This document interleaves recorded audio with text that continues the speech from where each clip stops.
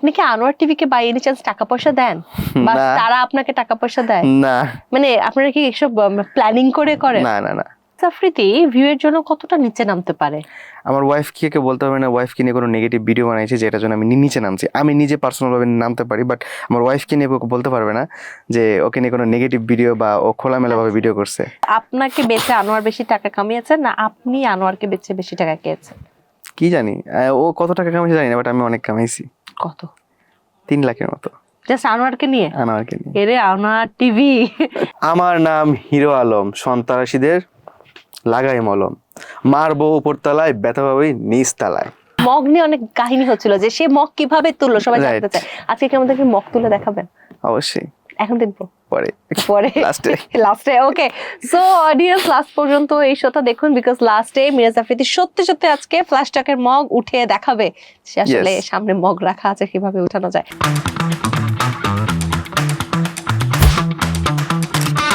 Hello everyone, welcome to flash talk season 3। আপনাদের সাথে আছি আমি তমা রশিদ এবং আজ আমার সাথে রয়েছে বাংলাদেশের সোশ্যাল মিডিয়ার viral person Miraj Afridi. So welcome, কেমন আছেন? আলহামদুলিল্লাহ, আপনি কেমন আছেন? আমি খুব ভালো আছি। একটা প্রশ্ন করি, মানে অনেকগুলো করব, আচ্ছা, একটা করি। একটাই করবেন কিন্তু? মানে অনেকগুলো করবো এটাই তো আচ্ছা। বললাম, বাট একটা করি আগে। হ্যাঁ, আমি এই প্রশ্নটা অনেক দিন আমার ভেতরে লুকিয়ে রেখেছি এবং আমি চারপাশ থেকে অনেককে শুনছিলাম এই ধরনের প্রশ্ন করতে। আপনি কি আনোয়ার টিভিকে বাই এনি চান্স টাকা পয়সা দেন, বা না। তারা আপনাকে টাকা পয়সা দেয়? না মানে আপনারা কি এসব প্ল্যানিং করে করেন? না না না। আমি আসলে? ওনাকে আগে চিনতাম না, বাট কিছুদিন আগে ধরে চিনি আর কি, কিছুদিন ধরে ওনার একটা আইডি থেকে ওনাকে চিনি, যে উনি হচ্ছে আনোয়ার টিভির ওনার আর কি। আচ্ছা, উনি কি মানুষ? মানুষ। দেখতে কেমন? দেখতে ভালো। দেখতে ভালো? আপনার দেশের ভালো বাইরে লাগছে? থাকে না, ওরা তো মেয়ে না যে ভালো লাগবে। ও আচ্ছা, দেশের বাইরে থাকে? হ্যাঁ। কোন দেশে থাকে? দুবাইতে মেবি। দুবাইতে থাকে। তার দুবাই। আপনাকে নিয়ে সমস্যাটা কি? তার আমাকে নিয়ে টপিক পোস্ট করলে ভাইরাল হয়, এজন্য সে পোস্ট করে। আজকের টপিক কি মিরাজ আফ্রিদির সামনে মক কেন? এরকম হতে পারে, এটাও মানে পোস্ট ভাইরাল হতে পারে। আমি জানি না কেন। লাস্ট যখন আমার আপনার সাথে দেখা হচ্ছিল, মগ নিয়ে অনেক কাহিনী হচ্ছিল যে সে মগ কিভাবে তুললো সবাই Right. জানতে চায়। আজকে কি আমাদেরকে মগ তুলে দেখাবেন? অবশ্যই এখন দেখবো পরে পরে লাস্টে। ওকে, সো অডিয়েন্স লাস্ট পর্যন্ত এই শোটা দেখুন, বিকজ লাস্টে মিরাজ আফ্রিদি সত্যি সত্যি আজকে ফ্ল্যাশ টকের মগ উঠে দেখাবে সে আসলে Yes. সামনে মগ রাখা আছে কিভাবে উঠানো যায়। সো একদম এবার একটু ফর্মাল আলোচনায় চলে আসি। অনেক তো of course. মানে ফাজলামো করলাম। সোশ্যাল মিডিয়া যাত্রা কিভাবে শুরু হয়েছিল? এটা স্টার্ট হয় হচ্ছে তৌহিদ আফ্রিদিকে হয়তো অনেকে চেনে, ওনার ভিডিও দেখতাম, উনি আগে অনেক কন্টেন্ট মেক করতো, ওইটা থেকে ইন্সপায়ার হয়ে মূলত কন্টেন্ট মেকিং এ আসা। তুই আফ্রিদি কি আপনার কাজিন হয়? না, আমার কেউ হয় না। ওকে, এই যে আফ্রিদি আফ্রিদি কারণ ওনার ফ্যান হিসেবে জাস্ট আমি নামটা দিয়েছি। ও, মিরাজ আফ্রিদি আপনার আসল নাম না? না, তার আসল নাম কি? এমডি মিরাজুল ইসলাম। মিরাজুল ইসলাম। তো মিরাজুল ইসলাম কি কখনো সেলিব্রিটি হতো না যে আফ্রিদি লাগাতে হলো? ভালোবেসে দিছি, ওটা সেলিব্রিটি হওয়ার জন্য হতো না, ওনাকে ভালোবাসি, ওনার ভিডিও ভালো লাগতো, ইন্সপায়ার হই, বাট সেই ক্ষেত্রে দেয়া। অনেকদিন ধরে তৌহিদ আফ্রিদির ভিডিও দেখা যাচ্ছে না কেন? উনি তো মেবি এখন জেলে আছে, এটা তো আমরা সবাই জানি। আচ্ছা, এই জন্য দেখা হচ্ছে না তাকে অনেকদিন ধরে। আচ্ছা, আপনার ছোটবেলা থেকে এখন পর্যন্ত বেড়ে ওঠা কিভাবে হয়েছে? ছোটবেলা থেকে বেড়ে ওঠাটা অনেক কষ্টে ছিল, মানে এই ক্ষেত্রে আমার আম্মু অনেক হেল্প করতো। যেমন আমি যখন ছোট ছিলাম, আম্মু অনেক টেনশন করতো যে বড় হয়ে আমি আমার নিজের কাজগুলা কেমনে করব, যখন আমার আম্মু মারা যাবে তখন আমাকে কে দেখবে, কেমনে সবকিছু করব, কারণ আমার তো 2টা হাত নেই। তো তখন থেকে আম্মু সব কাজগুলা শেখাইতো, পা দিয়ে আমি কিভাবে ওয়াশরুমে যাই সবকিছু করি, প্লাস কিভাবে পা দিয়ে গোসল করি, কিভাবে প্যান্ট পরি, কিভাবে শার্ট পরি, সবগুলা ধীরে ধীরে আম্মু শিখাইছে। আলহামদুলিল্লাহ এখন এইভাবে সবকিছু করতে পারি। আসলে লাইফ অনেক কষ্টের হয়, হাতের অনেক প্রয়োজন আছে। যদিও হয়তো সোশ্যাল মিডিয়াতে আমরা সবাই ট্রল করছি, বাট আমার কাছে যেটা সবসময় মনে হয় যে কোনো মানুষের কোনো একটা যদিও এই শব্দটা ব্যবহার করা উচিত না, তারপর আমি বলি যে কোনো একটা প্রতিবন্ধকতা নিয়ে হাসাহাসি করা উচিত না, কারণ সৃষ্টিকর্তা যিনি, উনি চাইলে সেই প্রতিবন্ধকতাটা আপনার বা আপনার পরিবারের কাউকে দিতে পারে। বাট আপনি এট দ্য সেম টাইম বলছিলেন যে আসলে ওয়াশরুমে যাওয়ার যে বিষয়টা, তাদের মাঝে খুব ট্রল হচ্ছিল যে মিরাজ আফ্রিদি কিভাবে ওয়াশরুমে যায়, আপনি আবার ভিডিও বানাচ্ছিলেন, সিরিজ বানাচ্ছিলেন। সো দর্শকদের আসলে কি বলতে চান? সো অনেকের এটা একটা কৌতূহল থাকে যে আসলে উনি কেমনে কি করে, ওনার তো হাত নাই। মানুষ মনে করে যে হাত না থাকলে হয়তো অনেক কিছু করা যায় না, বাট আমি মনে করি আপনার মাথায় যদি ব্রেন থাকে আর আপনার যদি আত্মশক্তি, আত্মসম্মান বোধটা থাকে এবং মানে নিজের প্রতি একটা কনফিডেন্স থাকে, তাহলে অবশ্যই আপনি সবকিছু করতে পারবেন হাত ছাড়াও। মানুষের চোখ নেই বলে কি সে পড়াশোনা করতেছে না, ভালো কিছু করতেছে, সো অনেক কিছু করা সম্ভব নিজের কনফিডেন্সের উপর ভিত্তি সো করে। আপনার পায়ের স্ট্রেংথ অনেক বেশি, পা দিয়ে অনেক কিছু করতে পারেন আপনি, তাই তো? জি। পা দিয়ে পারেন এমন 10টা কাজের নাম বলুন। পা দিয়ে ব্রাশ করা, চুল আঁচড়ানো। পা দিয়ে ব্রাশ কিভাবে, মানে ওটা আপনার ফেস পর্যন্ত আসবে? হ্যাঁ আসে না তো? আসবে। পা কিন্তু আমাদের ফেস পর্যন্ত আসে না। আপনার না আসলে আমার আসবে তো। আচ্ছা, আপনার আসে, ওকে। তারপরে প্যান্ট পরা, শার্ট পরা, তারপর ফোনে ভিডিও এডিটিং করা। ও, ওটাও পা দিয়ে? হ্যাঁ, ওটাও পা দিয়ে। প্লাস সব কাজই পা দিয়ে করতে পারি, মানে রান্না? নরমালি রান্না তো পা দিয়ে করি সবকিছু। আচ্ছা, আপনি রান্না করেন? সব কি ধরনের রান্নাই পারি মোটামুটি। ধরেন, যদি বলা উচিত না, কেউ রুটি বানাচ্ছে। ওটা পারি, ওটা আগে পারতাম না, বাট চেষ্টা করতে করতে হয়ে গেছে। কিন্তু রুটিটা ফার্স্টে মানে হইতো না, গোল হইতো না, কিন্তু এখন গোল হয়। এখানে হাইজিনের ব্যাপার। হ্যাঁ, হাইজিন প্রথমে হচ্ছে পাটা আগে হ্যান্ড ওয়াশ দিয়ে ভালো করে ওয়াশ করে নেই, তারপর মানে পায়ে যেন কোনো ময়লা না লাগে সেভাবে পাটাকে সেভ করে রাখি যখন রুটিটা মেক করি। ওকে, তার মানে পা দিয়ে আপনি সবকিছু করতে পারেন। ওয়েট ম্যানেজমেন্ট কি করতে হয়? টুকটাক করি। ওকে, ওয়েটের জন্য কি জিমে যান? জিমে যাই মাঝে মধ্যে, বাসায় খাবারগুলো করি, মেনে চলে আর কি। আমরা অলওয়েজ শোতে ফান করি, আমার মনে হয় একটা ইনফরমেটিভ কিছু আমাদের করা উচিত। সো আপনার কাছে জানবো এমন কিছু ওয়ার্কআউটের নাম যেটা আসলে আপনার মতো যারা আছে তারা যদি করে তাদের লাইফটা ইজি হবে। পেটের যে ব্যায়ামগুলো মূলত আছে 5টা না 6টা আছে, সবগুলোর নাম আমার মনে নেই। তো পেটের যে 6টা ব্যায়াম, এটা যদি নিয়মিত করা যায়, প্লাস মেইন হচ্ছে খাবার মেনটেনেন্সটা, যদি আমরা খাবার মেনটেনেন্স করে চলি, প্লাস এই 5টা ব্যায়ামটা করি 5-6টা, তাহলে ইনশাল্লাহ আমাদের মতো যারা আছে কখনো তাদের প্রবলেম হবে না ইনশাল্লাহ। দারুণ। আচ্ছা, একটা জিনিস আমার মনে হয় সোশ্যাল মিডিয়ায় সবার মাথায় আসে কিনা জানি না, বাট ব্যক্তি আমার মাথায় আসে, আপনার স্ত্রী যে আপনাকে ভীষণ ভালোবাসে। আমি কয়েকদিন আগে দেখছিলাম একটা ভিডিও, আপনারা নৌকায় হয়তো কোথাও যাচ্ছিলেন, সে কি আদৌ নৌকা আসলে চালাচ্ছিল নাকি ওটা জাস্ট ফেক ছিল? ওটা জাস্ট ভিডিও মেক ছিল। বাট সে তো সুন্দর একজন মানুষ, সুস্থ সবল একজন মানুষ। তো অনেকে তো অনেক কথা বলে যে আসলে কত টাকা তাকে আপনি সেধেছেন, বা তার কি সমস্যা ছিল যার জন্য সে আপনাকে বিয়ে করেছে? আচ্ছা, প্রথমত কথা হচ্ছে যে আমি 2021-এ বিয়ে করি, তো 2020-এর পরে আর কি 21 পড়েনি, তখন থেকে ওর সাথে একটা হঠাৎ করে কি হয়, আমার যখন আমি ভিডিও মেকিং করি তখন আমার পেজে মেবি 2 থেকে 2.5 লাখ ফলোয়ার। তো ওই সময় আমার ও ভিডিওগুলো প্রচুর দেখতো, ও দেখতো কি যে আমি পা দিয়ে কাজগুলো করতেছি, এটা করতেছি ওটা করতেছি, তো ওইগুলো দেখে ওর মায়া লাগতো। তো মায়া লাগার কারণে হঠাৎ করে আমাকে মেসেজ দেয় যে আপনি কি প্রেম করেন? বললাম না। আপনি কি বিয়ে করেছেন? না, এখনো বিয়ে করি নাই। আমি আপনার 2টা হাত হয়ে সারা জীবন আপনার পাশে থাকতে চাই। মানে সরাসরি এই কথা, কোনো বিয়ের কথা বলে নাই। আমি বললাম কিরকম? আমি আপনাকে বিয়ে করতে চাই। মানে সরাসরি কোনো যে বলতেছে না, কিচ্ছু না। বলতেছে দেখেন, আপনাকে দেখুন আমাকে অনেক মায়া লাগে, মানে যখন আপনি কাজগুলো পা দিয়ে করেন আমার অনেক কষ্ট লাগে। তো আমার লাইফে কখনো কোনো মেয়ে বা কেউ এরকম কথা বলে নাই যে আমি আপনার 2টা হাত হয়ে সারা জীবন আপনার পাশে থাকতে চাই। তো ওর এই কথাটা আমার অনেক ভিতরে, একদম ভিতরে গিয়ে লাগে যে কখনো তো কেউ এরকম কথা বলে নাই আমার। তারপর হচ্ছে আমার আম্মুকে কথাটা শেয়ার করলাম, আম্মুর সাথেও সব কিছু শেয়ার করতাম অ্যাজ এ ফ্রেন্ড হিসেবে। আমার আব্বু এরকম বুঝতো না, যার কারণে সব কিছু আম্মুর সাথে শেয়ার করতাম, মানে একদম নিজের ফ্রেন্ডের মতো সব কিছু। তো আম্মুকে বললাম, তো বলতেছে মেয়েটা এরকম কথা কইছে, তাহলে তো মেয়েটার সাথে কথা বলা দরকার। তারপর ধীরে ধীরে কথা বলে আমাদের বিয়েটা হয়। ওকে, আপনার ফ্যামিলি রাজি হতে পারে, খুব স্বাভাবিক, কিন্তু ওর ফ্যামিলি রাজি ছিল না, কেউই রাজি ছিল না। ওর আম্মু জাস্ট রাজি ছিল, তো ওই পরিপ্রেক্ষিতে আর কি আমাদের বিয়েটা হয়। তার মানে আপনার ভাষার মতো আপনার স্ত্রী আপনাকে মায়া করে বিয়ে করেছে। যদি এখন আপনার স্ত্রীর হাতে কোনো ভালো অপরচুনিটিজ আসে, সুন্দর ছেলে আসে যার সাথে আসলে তার হৃদয় কানেকশন হবে বা ভালোবাসা হবে সৌন্দর্য দেখে, তখন আপনার স্ত্রীকে আপনাকে ছেড়ে দিবেন না তাহলে? কারণ মায়া তো সবসময় কাজ করে না। ও কখনোই আমাকে ছাড়বে না, সেটা আমি জানি। কারণ একটা মেয়ের যে দেখেন, একটা স্বাভাবিক মানুষের 2টা হাত থাকার পরেও ওয়াইফ থাকে না, বা সংসারে অশান্তি লেগেই থাকে বা ঝামেলা লেগেই থাকে। 2 দিন পর বিয়ে করছে, 2 মাস পর বউ ছেড়ে দিচ্ছে। বাট এই ক্ষেত্রে আল্লাহর রহমতে আমি অনেক হ্যাপি, অনেক। আমাদের মধ্যে এরকম কোনো ঝামেলাও লাগে না। ও আমাকে বিশেষ করে বুঝে যে আসলে আমি কি চাই, বা আমি ওকে বুঝি যে আসলে ও কি চায় বা কি বলতে চায়। দুজনের মধ্যে যদি আন্ডারস্ট্যান্ডিং ভালো থাকে, কখনোই সংসারটা ভাঙে না।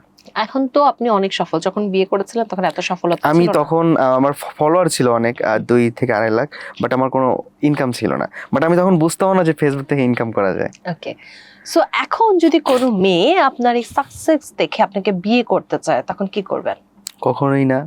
কারণ আপনার না 2-3 বিয়ে করার একটা ইচ্ছে ছিল, আমরা তো একটা আপনার সেকেন্ড বিয়ের ভিডিও দেখেছি। আচ্ছা আচ্ছা, ওইটা জাস্ট এমনি ফান আর কিছু না, বাট আমি আমার ওয়াইফকে নিয়ে অনেক হ্যাপি আছি এবং ও আমার কাছে পৃথিবীর মধ্যে সব থেকে বেশি সুন্দরী, ওর থেকেও সুন্দরী আমার কাছে আর কেউ নেই। এত কনফিডেন্স দিয়ে বলা উচিত না, কারণ আমরা কিন্তু বিগত সময় দেখেছি অনেক কন্টেন্ট ক্রিয়েটররা বলেছে যে কখনো আমি আমার হাজবেন্ডকে ছাড়বো না, আমি আমার বউকে ছাড়বো না, তারা কিন্তু ডিভোর্স দিয়েছে।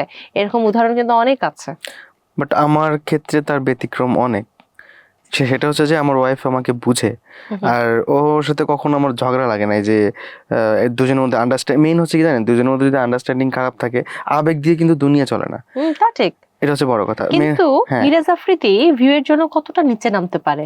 আমার ওয়াইফ কে বলতে হবে না ওয়াইফকে নিয়ে কোনো নেগেটিভ ভিডিও বানাইছি যেটার জন্য আমি নিচে নামছি। আমি নিজে পার্সোনাল ভাবে নামতে পারি, বাট আমার ওয়াইফকে নিয়ে বলতে পারবে না যে ওকে নিয়ে কোনো নেগেটিভ ভিডিও বা ও খোলামেলা ভাবে ভিডিও করছে। তার মানে মিরাজ আফ্রিদি নিজের জন্য, ভিউয়ের জন্য নিজে অনেক নিচে নামে। নিচে নামতে পারি, বাট আমার ওয়াইফকে নিয়ে না, বাবার ফ্যামিলিকে নিয়ে না। কি নিচে নামার মতো কাজ করেছেন? কি করছি এই যে ভিউয়ের জন্য পা দিয়ে রান্না করে স্ত্রীকে শো অফ খাওয়ানো। ওকে খাওয়াইছি, বাট ওকে তো ওরকম ভাবে খোলামেলা নাই। শো অফ তো হয়েছে এখানে। হ্যাঁ, আমার ওয়াইফকে খাওয়াইছি, ওকে টেস্ট করাইছি যে খাবারটা কেমন। আর আর কত নিচে নেমেছেন? আর কি নেমেছি কি জানি। ওই যে দ্বিতীয় বিয়ের ভিডিও, ওইটা তো আর ও নেই। আমি কি বলেছি যে বউ রিলেটেড নিচে নামা? আমি বলেছি আপনি কতটা নিচে নামতে পারেন। আরো আরো আরো নামতে পারি, আরো নামতে পারেন। আপনি যেমন, আপনি তো সবই জানেন। আমি সবই জানবো কিভাবে? আমি কি আপনার পাশে দাওয়াত খেতে গিয়েছি নাকি? ভিডিও দেখেন তো, ভিডিও দেখে তো বলতেছেন যে এটা এটা এটা এটা আপনার ভিডিওতে এগুলো চোখের সামনে এসেছিল, বাট হ্যাঁ। কতটা নিচে নামতে পারেন? সীমাবদ্ধতার মধ্যে যতটুকু নামা যায়। এখন আপনার জন্য কোনটা যে সীমাবদ্ধ সেটা তো আমরা জানি না। যাই হোক, আরো আলোচনা হবে, একটা গেম সেগমেন্টে যাই। হ্যাঁ। ভিউয়ার্স, চলে যাচ্ছে আমাদের গেম সেগমেন্ট রেটিং গেমে।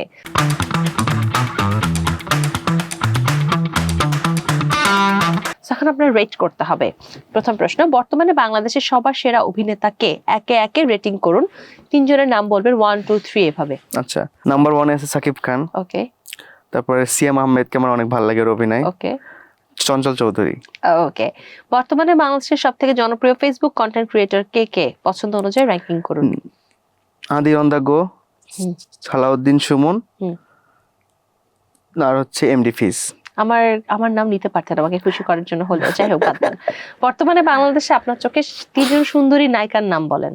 সুন্দরী নায়িকা প্রথমে পরিমণি, তারপর আর তো সুন্দরী পাই না এরকম, তারপর আরো দুটো বলতে হবে। অপবিশ্বাস মোটামুটি চলে, আর একজন আছে তাসনিয়া ফারিনকে আমার ভালো লাগে। ওকে। কোন 3 জন অভিনেতার অভিনয় দেখে আপনার হাসি পায়? কারণ সহ র্যাঙ্কিং। এখানে আপনি হাসি বলতে ফানি, মানে যাদের দেখলে আসলে ফানি লাগে, হাসি আর কি, নট নট হা হা হা খুব ভালো জোক, নট এটা না, খারাপ অভিনয় আর কি। অনন্ত জলিল, ওকে। তারপর আছে হিরো আলম, আর একটা মাথায় ঢুকছে না, পারতেছি না, অনন্ত জলিলের ওয়াইফ, দুইজন এবং হিরো আলম। ওকে, রেটিং গেম শেষ, আবার প্রশ্নে যাচ্ছি। অনেক সময় আপনাকে দেখা যায় বড় মাছ, তারপর গরুর জিহ্বা, তারপরে আস্ত হাঁস মুখে নিয়ে দৌড়াদৌড়ি করেন, আপনার ক্যামেরাম্যান ভিডিও করে।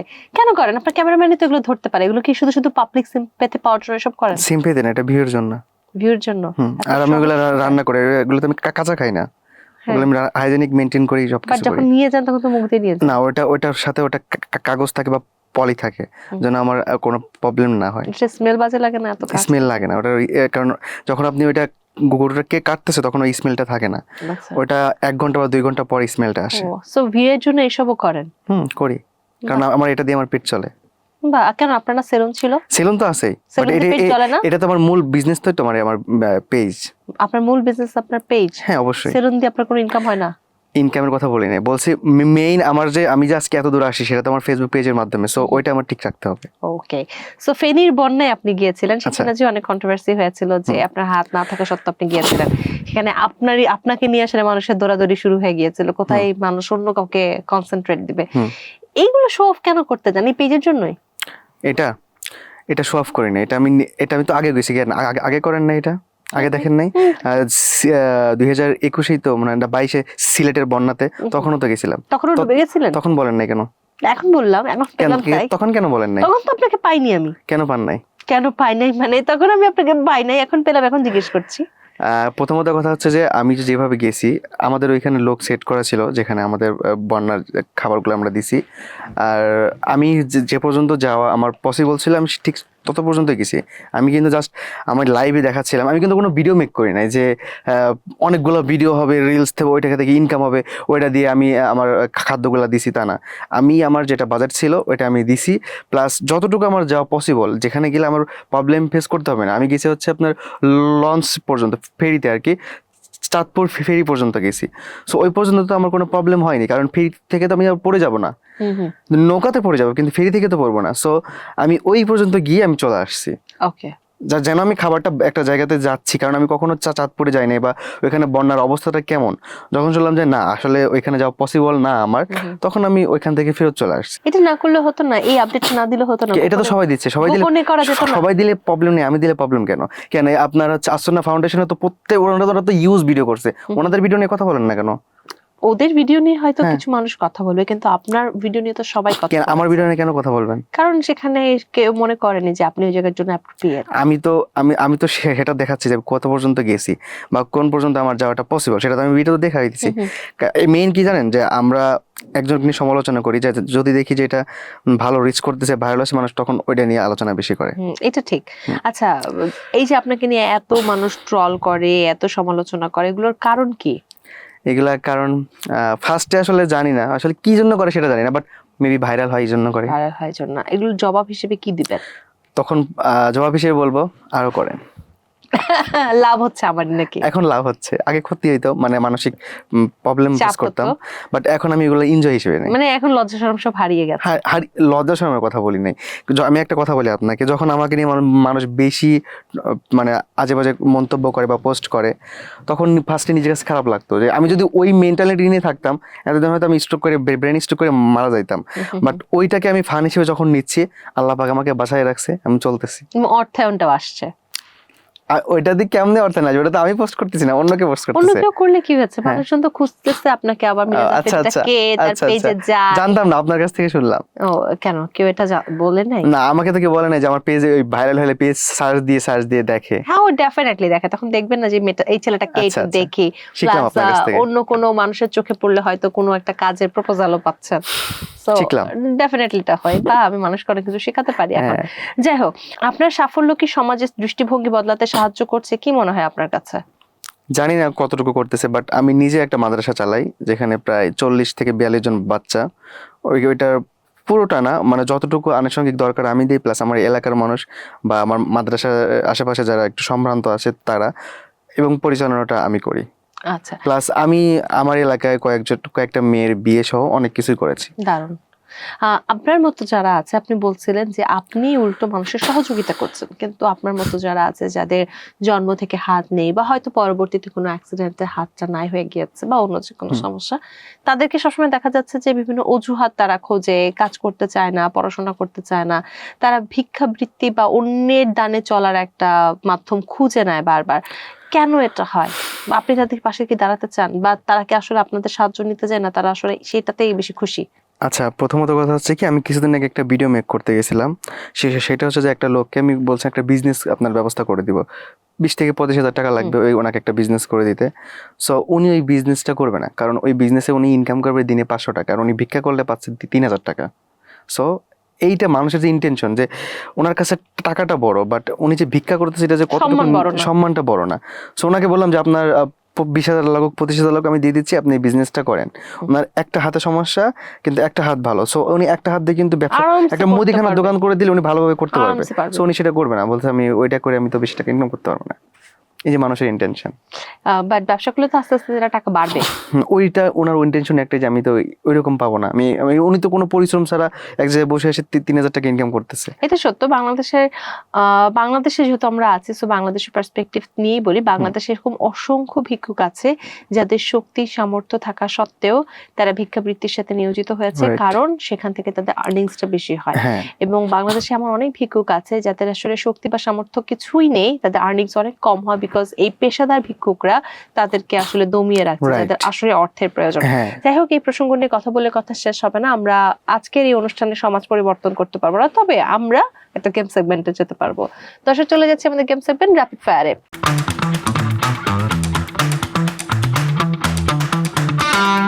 র্যাপিড ফায়ার, ঝটপট প্রশ্ন ঝটপট উত্তর। লাভ না অ্যারেঞ্জ? লাভ। রোমান্টিক না সিরিয়াস? সবসময় সিরিয়াসই থাকি। স্ত্রীকে এক কথায় বর্ণনা করুন। আমার জীবনের সেরা একটা উপহার। সংসারের সবচেয়ে মজার মুহূর্ত? যখন আমি অভিমান করি তখন ও এসে আমার রাগ ভাঙায়। জীবনের সবচেয়ে সুন্দর মুহূর্ত? যেদিন ওকে বিয়ে করছি সেদিন। এক শব্দে ভালোবাসা কি? মায়া। আপনার অনুপ্রেরণা কে? অনুপ্রেরণা এখন না আগে? এখন কে? এখন কেউ নাই। আগে কে? তৌহিদ আফ্রিদি। কষ্ট পেলে কার কথা সবচেয়ে আগে মনে পড়ে? আম্মুর কথা। নিজের কোন গুণটা সবচেয়ে বেশি পছন্দ? কোনোটাই না। জীবনের শেখা সবচেয়ে বড় শিক্ষা কি? মানুষের অবহেলা। ওকে, র্যাপিড ফায়ার শেষ, আপনার প্রশ্ন চলে যায়। পরের প্রশ্ন আপনার জন্য। ওকে। সমাজে যারা স্পেশাল আছে, স্পেশাল চাইল্ড যারা আছে, তাদের জন্য কি কি পরিবর্তন জরুরি বলে আপনি মনে করেন? প্রথমত কথা হচ্ছে ওনাদের একটা সাপোর্ট, যেটা আসলে সবাই পায় না। একটা জিনিস কি, অনেকে ভাবে যে হয়তো ওর হাত নাই, কিছু করতে পারবে না, ওর চোখ নেই, কিছু করতে পারবে না। ফ্যামিলি থেকে এরকম গুরুত্ব দেয় না। মেইন কথা কি, একটা সাপোর্ট দরকার। সাপোর্ট থাকলে সে সবকিছুই করতে পারবে। অনেকে বলে আনোয়ার টিভিকে দিয়ে আপনি ইচ্ছা করে ধরনের ফানি ফানি পোস্ট করেন এবং রিপ্লাই ভিডিও করেন এবং সেটাতে ধাওয়া পাল্টা ধাওয়া সব কাহিনী হতে থাকে। আচ্ছা, এটা ঘটনা কি? ঘটনা হচ্ছে ফার্স্টে যখন আমাকে নিয়ে পোস্ট করতো আমার মানে একটু খারাপ লাগতো। পরে দেখলাম যে না, ও যেহেতু আমাকে দিয়ে ওর হিউজ একটা লাইক ফলোয়ার আসতেছে, সো আমি ওকে দিয়ে দেখে ট্রাই করি দেখে পারি কিনা। বাট প্রথম ভিডিওটাই হয় হচ্ছে 15 মিলিয়ন। ওকে নিয়ে একটা রিপ্লাই ভিডিও বানাই। সো এখান থেকে স্টার্ট, যে ও আমাকে দিয়ে ইনকাম করবে, আমি ওকে দিয়ে ইনকাম করবো। ভাইস ভার্সা নাকি? এখন পর্যন্ত আপনাকে বেচে আনোয়ার বেশি টাকা কামিয়েছেন না আপনি আনোয়ারকে বেচে বেশি টাকা খেয়েছেন? কি জানি ও কত টাকা কামাইছে জানি না, বাট আমি অনেক কামাইছি। কত? 3 লাখের মতো। জাস্ট আনোয়ারকে নিয়ে? আনোয়ারকে নিয়ে। এরে আনোয়ার টিভি। ওকে, আপনার মাসিক ইনকাম কত টাকা বলুন তাহলে? এখন ইনকাম নেই ফেসবুকে। আপনি বললেন একটা ভিডিও দিয়ে 3 লাখ কামাই। হ্যাঁ, একটা ভিডিওতে না, ওই একটা মাস খুব ভালো ছিল। আচ্ছা, সর্বোচ্চ কত আপনি এখন পর্যন্ত কামিয়েছেন? 12 লাখ টাকা। সর্বনিম্ন? সর্বনিম্ন হচ্ছে 45,000 টাকা। আর এখন কিরকম অ্যাভারেজ হয়? লাখ লক্ষ টাকা। আপনার ভবিষ্যৎ পরিকল্পনা কি? ফার্স্টে হচ্ছে নিজের বাচ্চাদেরকে একটা ভালো কিছু করে দেওয়া। সেকেন্ডলি হচ্ছে আমার মাদ্রাসাটাকে একটু বড় করা। আপনার জীবনের এমন একটা সিক্রেট বলুন যা কেউ জানে না। সেটা আপনিও জানবেন না, কেউ না, জানে না, জানতে হবে বলবো তো না। আমাদের। না, আপনার পরিবার জানে, আমরা কেউ জানি না। সরি, বলবো না আমি। এমন কি সিক্রেট আছে? অনেক কিছু একটা আছে। সিক্রেট বলুন যেটা আপনার পরিবার জানে বাট মিডিয়ার কেউ জানে না। সেটা হচ্ছে যে আমি একবার আমার ফ্রেন্ডের সাথে আম চুরি করতে গিয়ে ধরা খাই এবং আমাকে গাছের সাথে আমার ফ্রেন্ডকে বেঁধে রাখে আর আমাকে ওইখানে এসে সারাদিন বসায় রাখছিল। এটা ছোটবেলার কাহিনী। আম চুরি করছিলেন? হ্যাঁ, আমি পারি নাই, হাত দিয়ে আমাকে বলে নিজের হাতে পারেছে। আমার ফ্রেন্ড পারছিল, আমি ওকে অর্ডার দিতাম, মানে আমি এবার যা বলতাম ও তাই করতো। ওয়াও, ডাব চুরি করেছেন কখনো? ডাব চুরি, হ্যাঁ, আপনার 3 বছর আগে করছিলাম নামাজে আর কি। তারাবির নামাজ পড়ার পর আমার এক ফ্রেন্ডের বাসার পাশে মানে ওর কাকার বাসায় বাগান থেকে পারছিলাম। আমি না, আমার ফ্রেন্ড পারছিল। সিগারেট খান? না। শিওর? এটা কি খাবো কেমনে বলেন? কেন, আপনি গ্লাস না পা দিয়ে নিতে পারেন? হ্যাঁ। একটু দেখান না, ওরা বলছিলেন। আচ্ছা, এখন দেখাবো? হ্যাঁ, দেখান, এবার দেখান। আচ্ছা, অনেকে বলে যে আমি হচ্ছে গ্লাস নিতে পারি না পা দিয়ে, বা চা কেমনে খাবো। এটা নিয়ে আপনাকে অনেক কথা বলছে যে আপনার কোনো মানে জ্ঞান নেই যে ওখানে কেন রাখছেন, এটা কিন্তু আপনাকে বলছে। সো আমি দেখাই দিচ্ছি, এটা এভাবে নিয়ে কিছু নেই, কিন্তু অনেক রমজান মাসে পানি খাচ্ছে। ওকে, তো আমার মনে হয় অডিয়েন্স জেনে গেল যে মিরাজ আফ্রিদির সামনে যখন আমরা গ্লাস রাখি তখন সে কিভাবে পানি খায়। এবং আরেকটা সিক্রেট মিরাজ আফ্রিদির আমি জানি, সেটা হচ্ছে এখন মানে সে যখন রোজা ছাড়া, মানে রোজা রাখলে তো একটু ডিফারেন্ট, সে যখন রোজা থাকে না তখন সে প্রচন্ড পানি খায়। শোয়ের মাঝখানে কাট করে করে সে পানি খায়। তো সে অনেক পানি খায় আর কি, নিজের হাতে খায়। আপনার লাস্ট গুগল সার্চ কি? Last Google search Google AI studio. Okay, বেশ ট্যালেন্টেড আপনি, এগুলো খুঁজে বের করেন। কেন এগুলো কেন? ওইটা দিয়ে আমার থাম্বনেল মেক করি তো, এই জন্য। ওকে, আপনার পছন্দের সেলিব্রিটি কে? এখন না, আগে। এখন সাকিব খান। তার জায়গায় যদি আপনি যান তাহলে কি করবেন? কখনো যেতে পারবো না। তো ধরুন আপনি একদিন সাকিব খান হয়ে গেলেন, কি করবেন? কখনো তো হইতেই পারবো না। It's imagination. ধরেন আপনি সাকিব খান হয়ে গেলেন, কি করবেন? কি করবো, তখন ভালো লাগবে যে না আমি সাকিব খান হয়ে গেছি হুট করে। আচ্ছা, ভালোই লাগবে। হ্যাঁ, সেই বাংলাদেশের টপ সুপারস্টার। আর কিছু করবেন না? অনেক কিছুই করবো তখন। বলেন কি করবেন? কি করব, দেশের বাইরে চলে যাব। ওকে, সাকিব খান হয়ে যাচ্ছে দেশের বাইরে। সাকিব খান তো দেশের বাইরে থাকছে, সো আমিও দেশের বাইরে থাকবো এবং সবকিছু একটা মানে অন্য লাইফস্টাইল লিড করব, যেটা আমি কখনো করি নাই। ওকে, লাভিশ। আমরা অনেক কথা বলছি, আরেকটা গেম সেগমেন্টে যাই। ভিউয়ার্স, চলে যাচ্ছে আমাদের অ্যাক্টিং রাউন্ডে।